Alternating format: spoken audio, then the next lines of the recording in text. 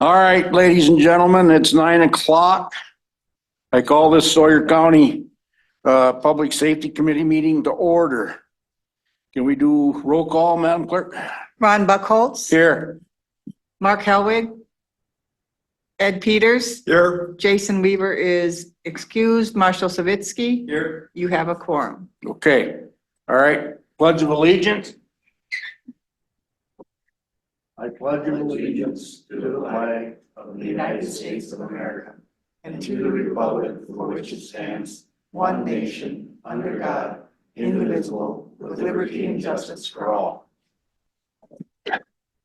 Okay, certification of compliance and open meeting law, Madam Clerk.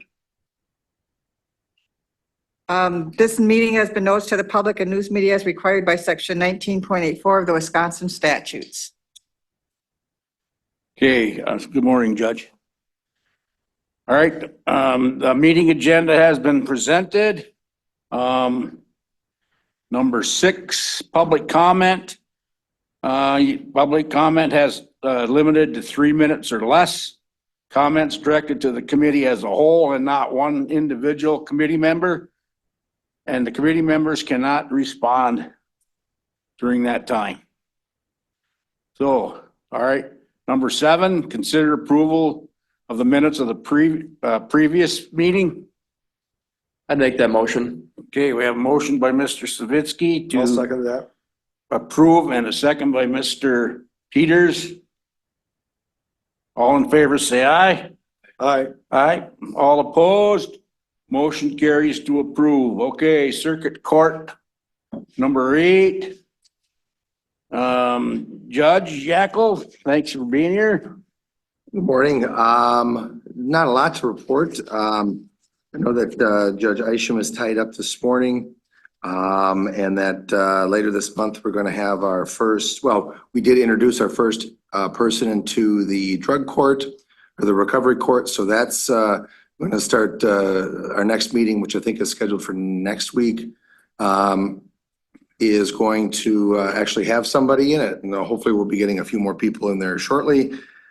Yesterday we had a jury trial. It was a felony OWI jury trial. And to the clerk's office and to court services and even the bailiffs, it went off. We got out about a little after 5 o'clock yesterday.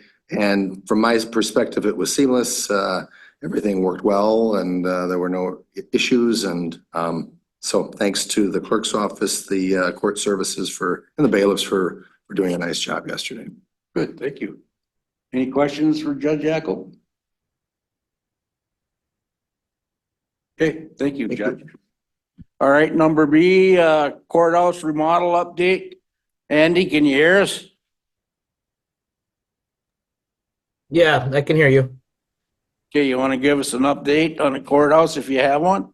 Sure. The few updates that there are is that the floor has been redone. The last of the HVAC repairs or getting the system operating the way it should be is been done, and we're just testing it now to make sure it's going to continue to work. And then the only thing I'm not aware of, if it's been done yet, but the audio visual was supposed to be completed here in the next week. So those are kind of the items that were outstanding. At Public Works will be talking about an open house ribbon cutting, and then in May, and then beyond that will be, I expect, closing out the contracts and wrapping everything up in the next month on the financial side. Okay, good. Any questions for Andy? Mr. Chair, Yes. I can tell you that we're now working on the new audio visual system. So if anything happens, this is our first run with it. Okay. All right, Mr. Peters. Well, just that we can hear you loud and clear, Andy. I can hear you loud and clear as well, so that's a good sign. All right, number 9, clerk of courts report. Marge?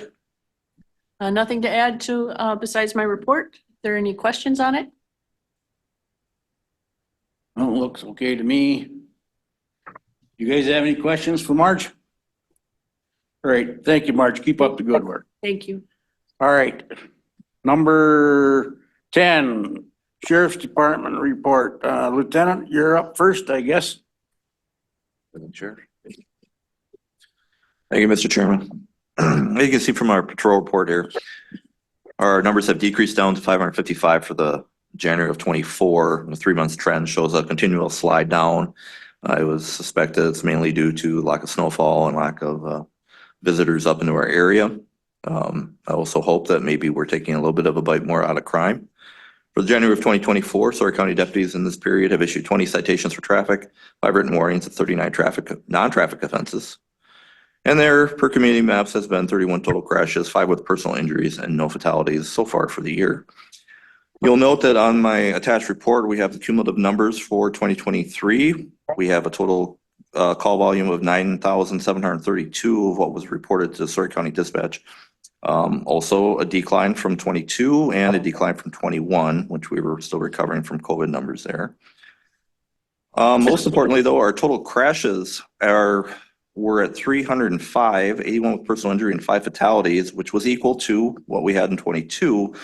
But we had probably one of the more safer years overall for vehicle involved personal injury accident or property damage accidents, which is somewhat of a nice turn there.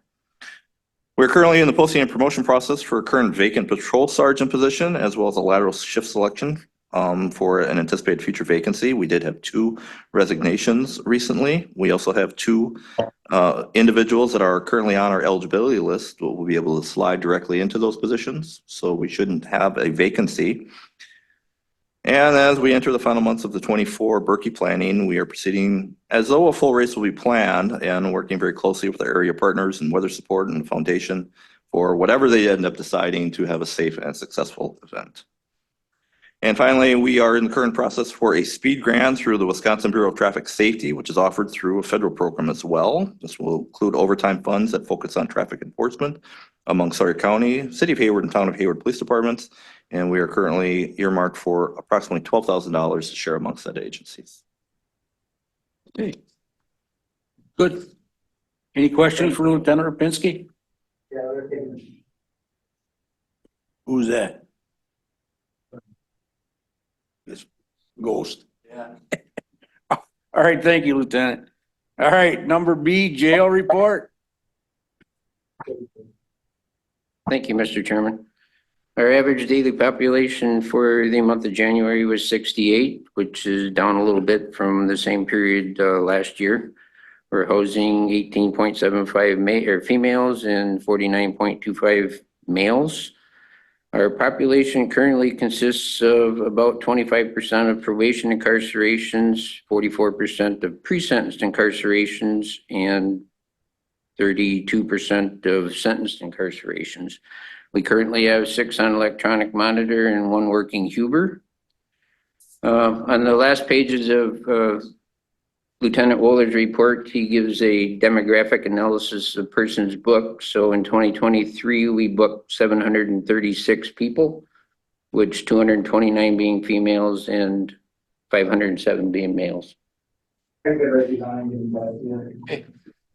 All right. Thank you, Chief. Any questions for Chief Deputy? Okay, thank you. Number C, joint powers agreement renewal and discussion and possible action item. Andy, you want to give us an update on this?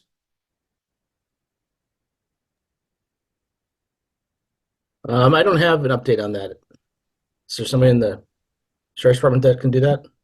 Oh, okay, yeah. All right. Good. Who wants to do that, Nicole? All right. In December, middle of December, late December, I sent out the joint power agreements. I received all but 2 back. I presented them to Lynn to get them signed and it'll be sent off to the state shortly, if approved.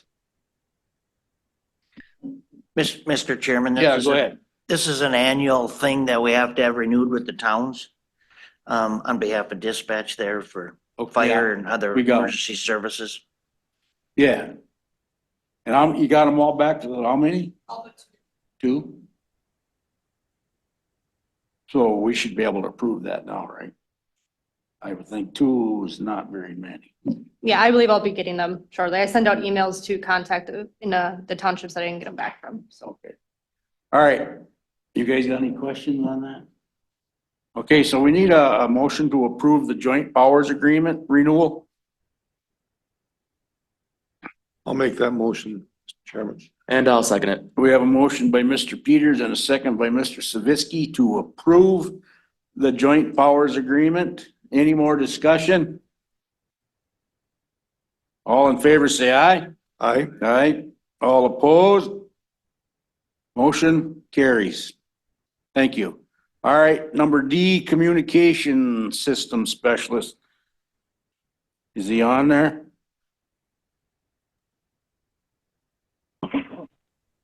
Now we've switched that contract to GenCom, and unless the sheriff's department has a report, they're still assessing, and I don't think we've talked to them about submitting a monthly report to the committee yet.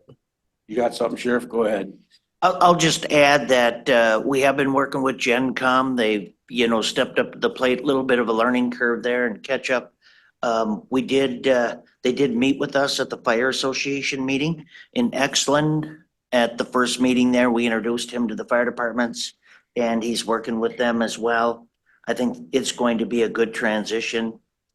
They've been working with John as well during the transition, and John has been helpful.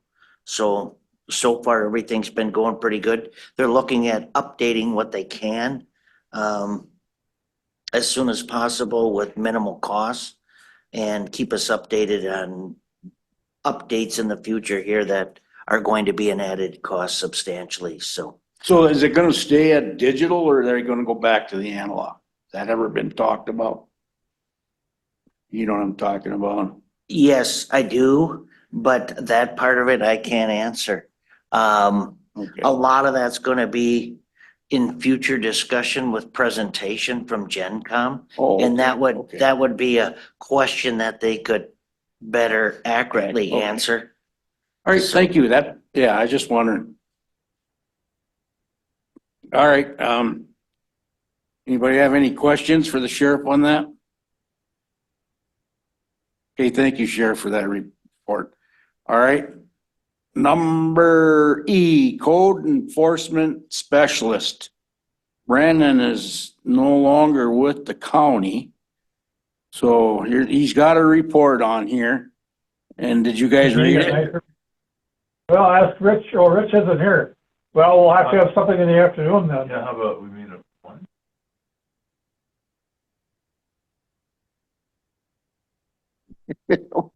Thought we were getting an answer. All right. Brandon's got his report on here. And he always did a good report. You guys have any questions on the report? Go ahead, Mr. Peters. My only question is, who is going to be doing the animal control and code enforcement? Yeah, that was my next question too. So go ahead, Sheriff. We're working with the county, and we're gonna fill the void till the position is filled to make sure that the community's served with those issues of concern. And the new, whoever that may be, will do the code enforcement for zoning and health and human services? That's my Same as what understanding. Brandon did, I guess, is what I'm trying Yeah. to say. Okay. That's, and that could be better answered by Andy as far as in the future, but the urgent calls, especially with animal calls and dealing with the pound, we're stepping up and making sure that we assist Alexa there in taking care of that. With the animal intake release, she's taking care of that initially here, but we're gonna assist and especially handling the calls, and we'll document it and help take care of those urgent needs. So if there's a complaint in the city, do you handle that or does your team handle that, Marshall? Generally, we'll handle it. Brandon was pretty good about assisting or handling it for us if we were busy, but I think for now, we'll probably just handle it as we have in the past before Brandon. All right, thank you. If I could just add to your where the sheriff mentioned Alexia, we did hire a part-time pound attendant to help with taking care of the animals, maintaining the pound. She's got a good knowledge of the licensing system as well, so she's been on board for a little bit. So she'll be able to maintain that for us. Like the sheriff said, they'll be handling more of the calls and the pickups. So we are just in the first week here since the resignation, assessing, filling the spot. I guess our plan right now is to fill it essentially the same way it was. But there had been some questions that came up just within the last couple of months as Brandon was doing more for public health and zoning, which we really need that position to do more for those departments, just on capacity within that role as far as authority and citation ability. So we're just getting some questions answered by council, but we'll be moving ahead quickly to fill the position. Okay, yeah, because I know there's a lot of zoning issues out there. So thank you, Andy, for that information. All right. All right, number F, ordinance update, animal control. Andy, what, got that? Brandon had originated that. We're just gonna sit on that here until we get moving ahead. Okay. All right, thank you. Number 11, Criminal Justice Coordinating Council update. I'm just looking at my notes. I did not attend the last month's meeting, but looking at my notes, they're pretty similar to what the judge had already shared about focusing on the drug recovery court getting up and running. Okay. Thank you. All right, number 12, emergency management. Thank you. I will start with the emergency management update. We've been working closely with the American Birkebeiner for planning as well as taking part in different tabletops for preparedness. The year of 2023 EPGRA and MPG grants have been submitted for approval as of yesterday, and the 2024 grants have started. We had our first LEPC meeting in the middle of January. Currently working with Price, Russ, Taylor counties for application of the BRIC grant, which will help us update our hazard mitigation plans. Be meeting with townships monthly at their town board meetings to conduct more introductions with new board members, working on their emergency operations plans, receiving active tier 2 facility plans and their offsite plans, and attending fire association meetings. As far as dispatch goes, we have moved 2 trainees to regular part-time status as they've successfully completed their training, with the hopes that they'll eventually slide into full-time spots, leaving us with 2 nighttime dispatch spots open. We're starting the process of implementing new recording software and working with AT&T, Motorola, Vesta for implementation of EZNet. We've received applications and have shadows who are interested in working in dispatch. And as the lieutenant said, we have call volume is slightly down from last year. Noticed a downward trend in 911 hangups over the course of the winter.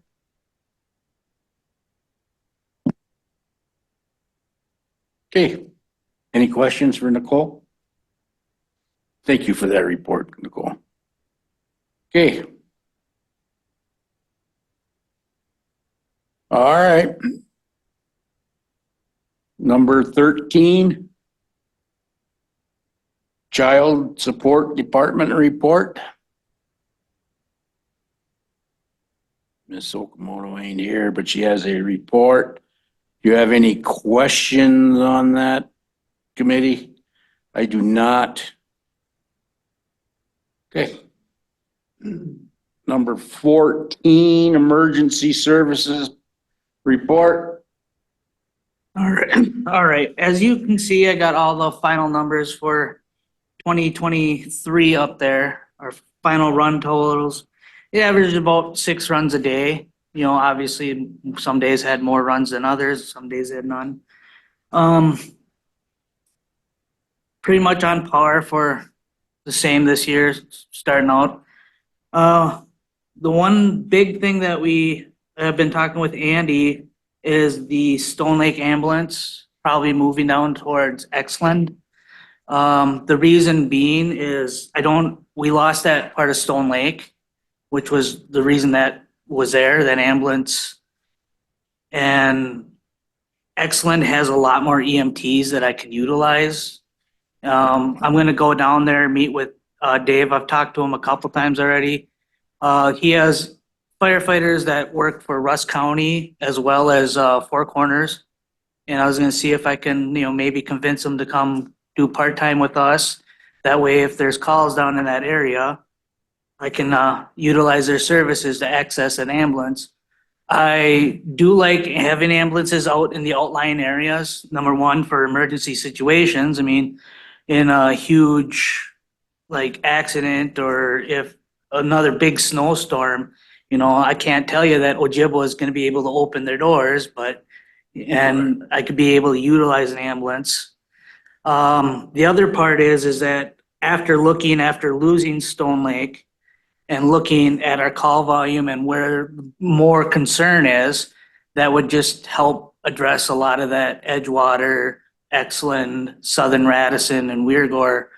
They'd actually have a potential, as long as people call in to take the ambulance, to respond quicker to those scenes. They'd still get the paramedic coming out of Ojibwa, that would never change. But it's more utilizing it like a first responder.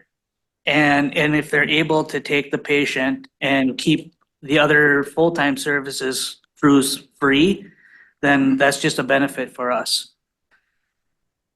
On the medical examiner side, we're about, nothing crazy. We've been working, not many, things going on that side. So I just got a simple graph for you guys to look at. Another thing on the emergency services, I've had a lot of meetings after I did my report with this new, what's going on with Sacred Heart, shutting down. The hospitals, they still have Marshfield Medical Center in Eau Claire, and they still have Luther in Eau Claire. However, as those hospitals fill up, we're going to be looking at requests from other hospitals to take people to the cities, most likely. The other place which is like 120 miles from us, is Marshfield, is the other big hospital in Marshfield. St. Mary's will still continue to be our main transport hospital for where patients will go. That's just how Hayward works, and Ladysmith will almost always be going to Marshfield Medical Center in either Eau Claire or Marshfield. I was understanding, or I heard that Sacred Heart is no longer accepting ambulance in Well, there. that's on the transport side. They can't, until their ER shuts down, they have to take whoever comes in 911 wise. But pretty soon, I mean, it's going to be pretty quick unless one of the big hospitals like Gunderson or something decides to buy it. Which I haven't heard of anybody even showing interest in those hospitals yet. So my next question then, Mr. Bremmel, is Stone Lake. We have an ambulance station in Stone Lake.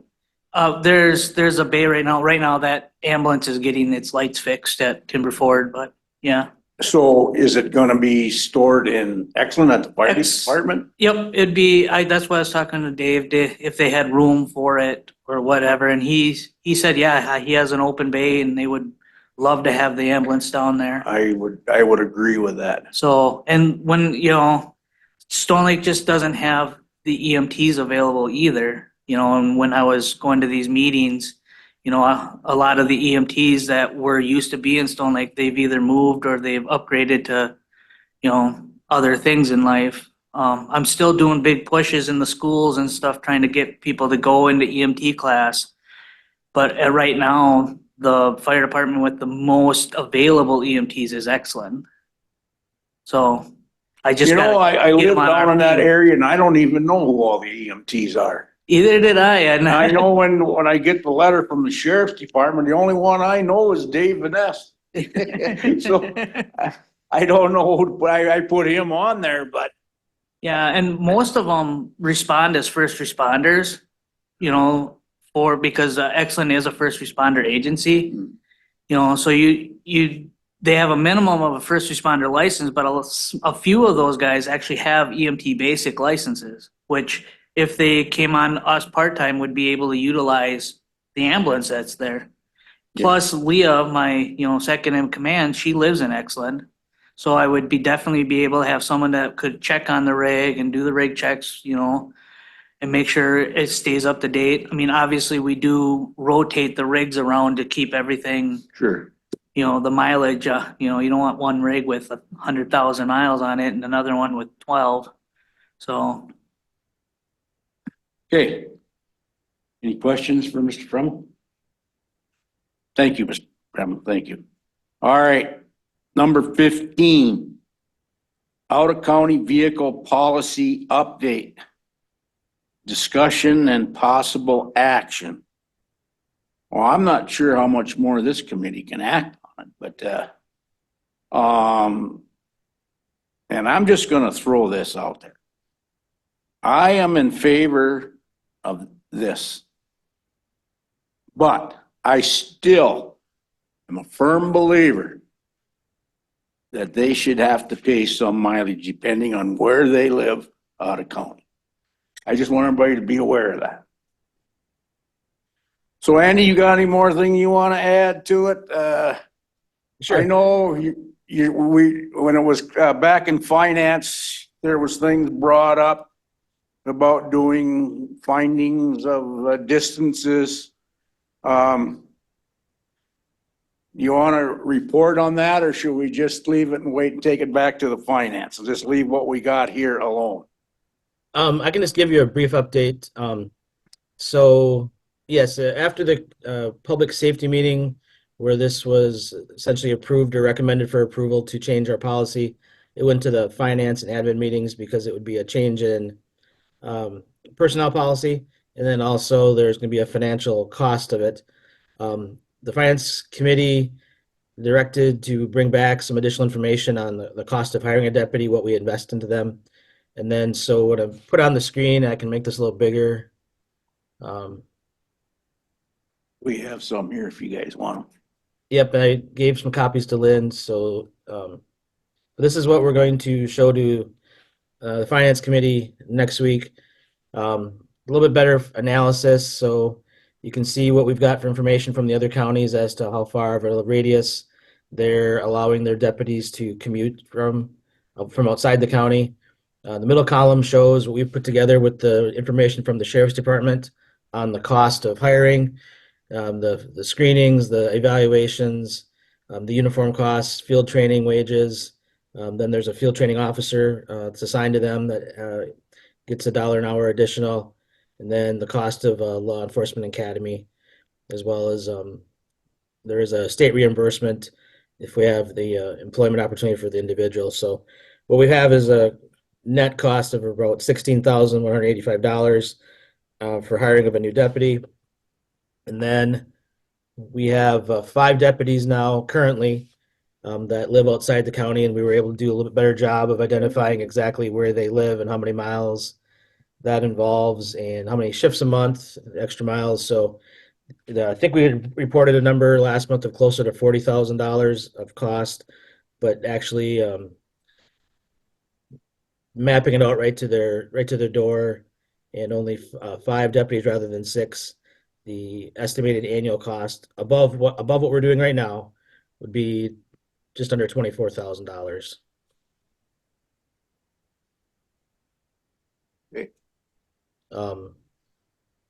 So yeah, that, and then the other information is we've taken a look at how if they live outside the county and they're using it for commuting, whether either way you could charge them mileage, or if they not charge mileage and they're just using it to commute, they would end up being charged a withholding on the taxes of $1.50 each way each day that they do that.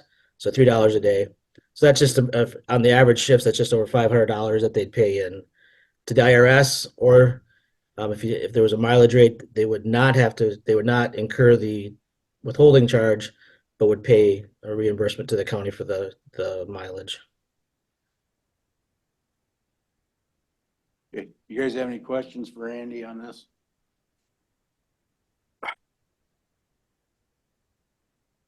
I've already spoke on how I feel about this. I guess if we did possible action on it, it's gonna go the same way. So I don't deem it necessary to go through another approval or disapproval because it's not gonna get disapproved. I know that. So Andy, we do not have to act on it, right? Nope, you don't have to act. We put Okay. it on so you were aware of the discussion and what Yeah. to send to the finance committee to answer their questions. Yeah, so when it goes to the finance committee and then admin, that'll be the final decision, right?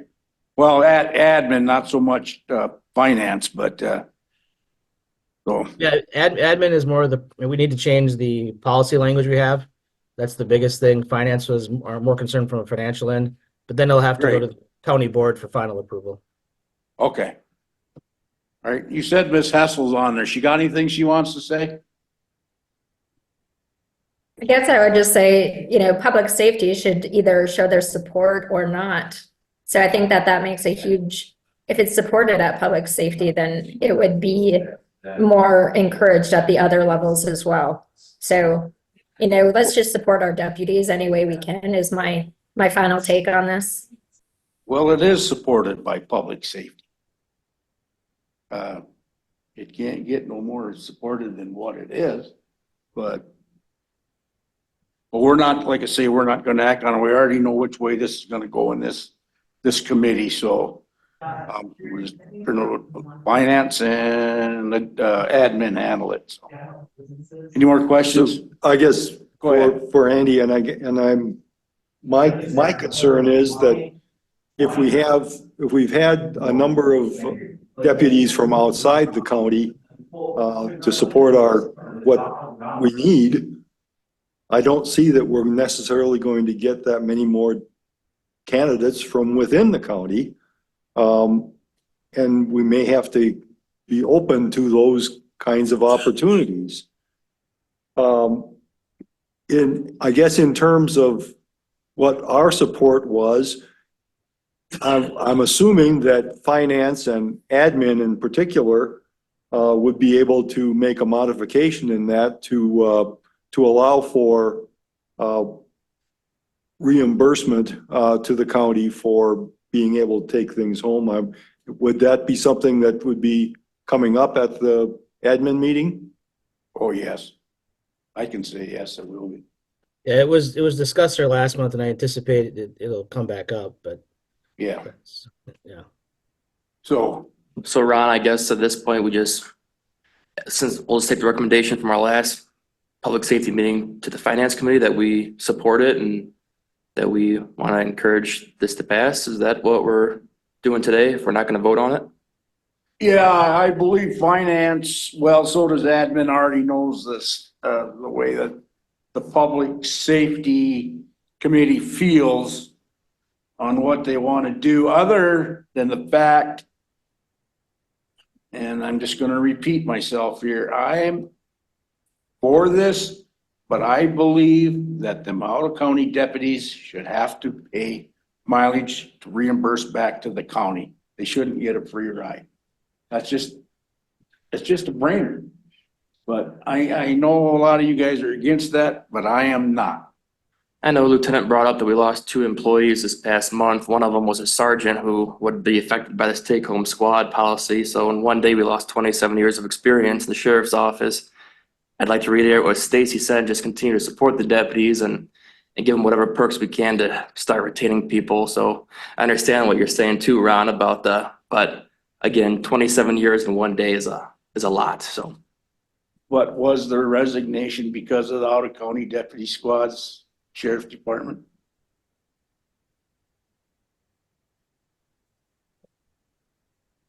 One could be potentially. I know I asked Administrator Alvarado to do exit interviews there and I haven't had much feedback there. Okay, And I'm sure he's gonna share that with us in the future. The other one was actually an in-county deputy that left. yeah, So, that one we know wasn't relative to the out-of-county squad. all right, And I'll just jump in. I did do exit interviews with both of them. when I do exit interviews, I generally tell them to get them to be open and honest, that I don't take their responses to me and go share them to the public, especially when they can be easily identifiable to the individual. But I can say that confirmation for them to share this, the one deputy, the out of county, being able to have a squad at home was a factor in their decision to leave. It wasn't the only one, but it was, part of probably a motivating factor to look at alternatives. As was, having the squad at home is a time factor for that individual as well. So that, there's two ways for that person to look at it, but it was definitely part of their reason for moving to a different agency. And and to be frank, we know where both of these deputies are going. Beyond the car, compensation, wage and benefit packages is better than what we're able to offer at this point. And actually, I would say the other deputy that's leaving, like the sheriff said, lives in county, which I know the kind of the motivating factor to look at this was that deputies were maybe looking at other agencies that currently can't take their squad home. But I would almost look at the deputy that lived in the county that lives really, near Hayward. They're going to be able to have a squad from that county in our county. That's another potential reason to look at us changing our policy because of that. We could lose people in the county to other counties because of that.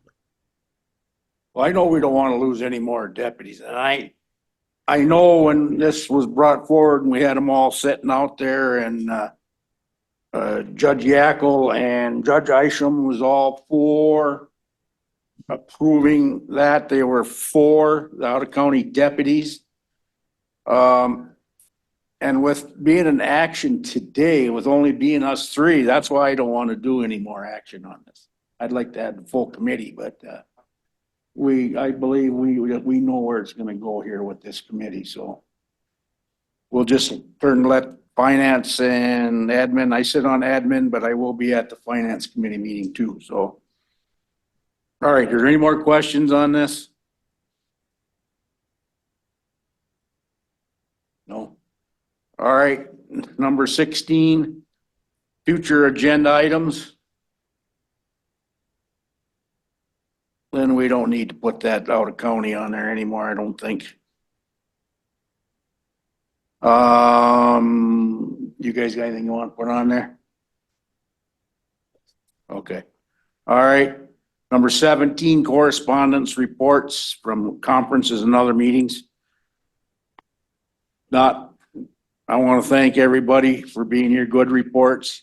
Keep up the good work, all of you. And no more business. We are adjourned.